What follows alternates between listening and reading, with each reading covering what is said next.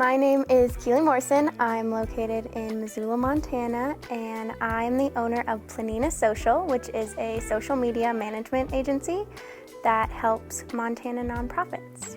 So what inspired me to start my business was getting into social media for nonprofits back in 2019, right before COVID hit, and really just seeing how nonprofits could make an impact, because before that I was definitely on the side of I loved social media, was probably a little bit addicted to it, but social media had a lot of negative connotations to it. And working for a nonprofit really showed me that social media has such a power for good and that it could do amazing things if you know how to use it correctly.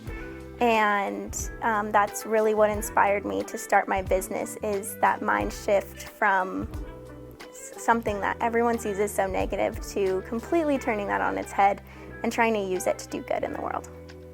Well, first I'll go with what skills make me a good social media manager. And one of those is that I'm really creative. I took art classes since as long as I could remember, outside of school, within school.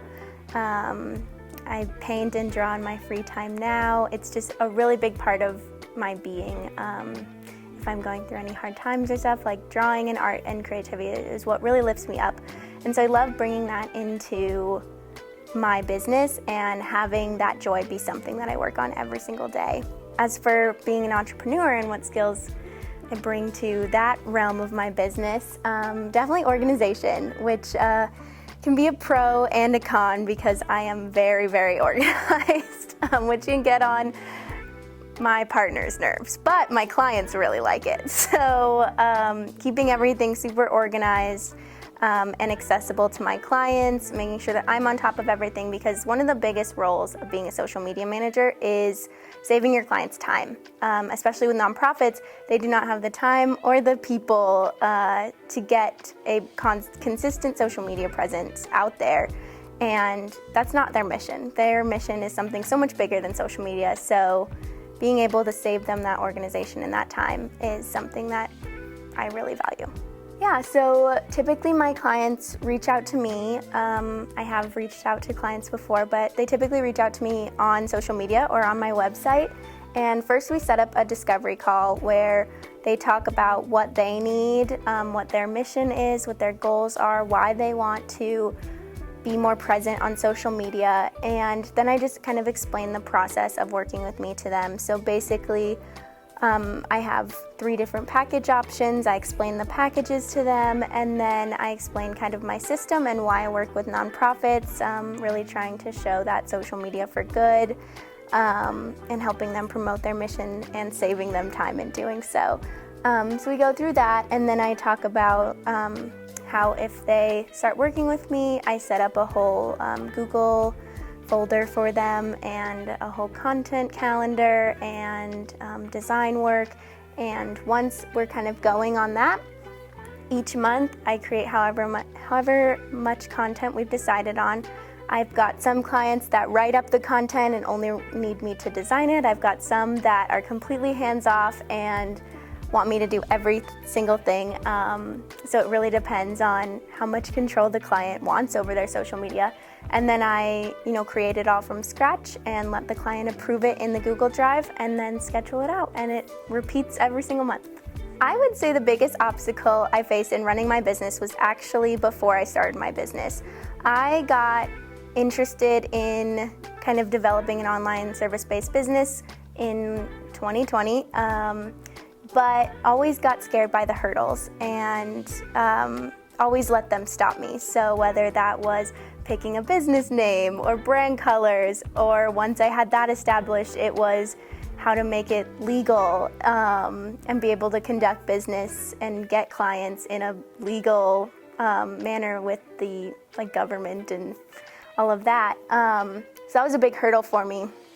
And just fighting that imposter syndrome of thinking this is too big, I can't do it. That took me 4 years to overcome, where Planina Social was, I got over the brand and getting over that fear, but it just sat on my computer for 4 years until I signed up for a entrepreneurship launch camp, and they helped me set up everything that I needed to do. They looked into the legal requirements, they looked into what government offices I needed to work with, and they laid it out in a really simple way that made it a lot less scary. And I had the accountability there, which is really important for me, because you can't just put it off and keep putting it off. Someone's there waiting for you to, say you did that. So that was my biggest hurdle, and it's been not so much smooth sailing, but it's been all uphill from there.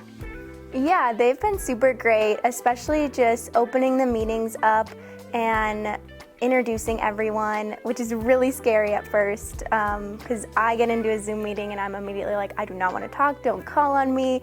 But they do, in such a kind way, ask you to introduce yourself and your business and share how people can connect with you. So it really helps to develop a community of female entrepreneurs in Montana, especially, that you can work with and that can support you. And then after that, you get some amazing information to help you through so many different hurdles of your business. I've done one on social media, one on finances, like some on operations. They just not only build community, but offer you so many tips and resources from experienced business owners. Community plays a huge role in my business, primarily because I'm working with nonprofits. So it can be really hard developing that community online for nonprofits, and that's so vital to get people that support a cause and donate to a cause and want to offer their time and their support and just really back a nonprofit, which is the backbone of getting them to achieve their mission. So that is the center of why I create all of my content, is to try and build that community for my clients.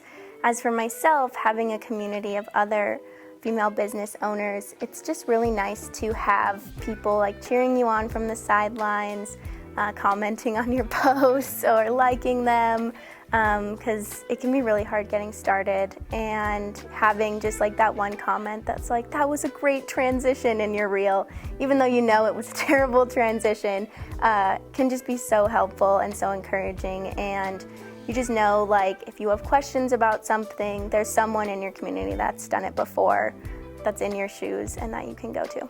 Yeah, my journey towards financial stability was relatively quick, and I don't think that is the norm for most very new entrepreneurs.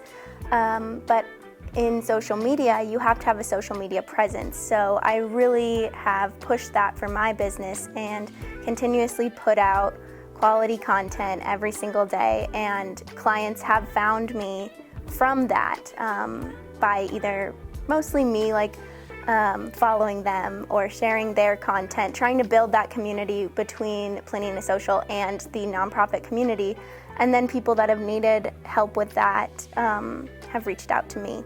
And my journey to financial freedom, I launched my business in March and was able to supplement my 9-to-5 salary by July. So it was really cool. It was so cool to see that progress. And even if I hadn't have gone that quickly, I was still making a good portion of money from my business relatively quickly to give me that financial freedom to maybe spend more on rent or have a little extra money for vacations, which is something that's really awesome.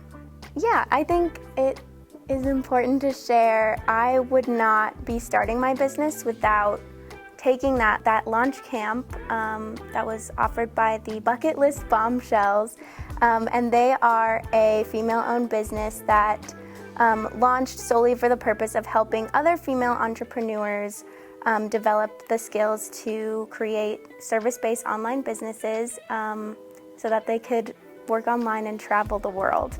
And that was my goal during COVID, as I think it was everybody's. But now that's changed, and I realized that having my own business will give me the freedom to, take flexibility from work if I, have kids in the future, or get that nicer apartment if I so choose, and just have the freedom that sometimes your 9-to-5 doesn't provide.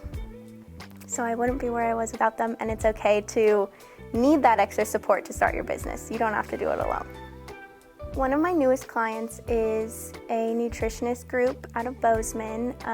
They're not a nonprofit, but I really value the mission that they have of promoting an anti-diet, body positivity environment for all Montanans, no matter what shape, size, race, ethnicity, gender, or anything. So I did take them on as a client. And one thing that's been really just impactful for me working with them is being a part of that mission, because like so many other teenage girls when I was in high school, I really struggled with body image and body positivity, and social media played a huge role in that. And being able to be on the other side of it and really working to make sure that other people, other girls especially, don't have the same experience I did, something that's really meaningful to me.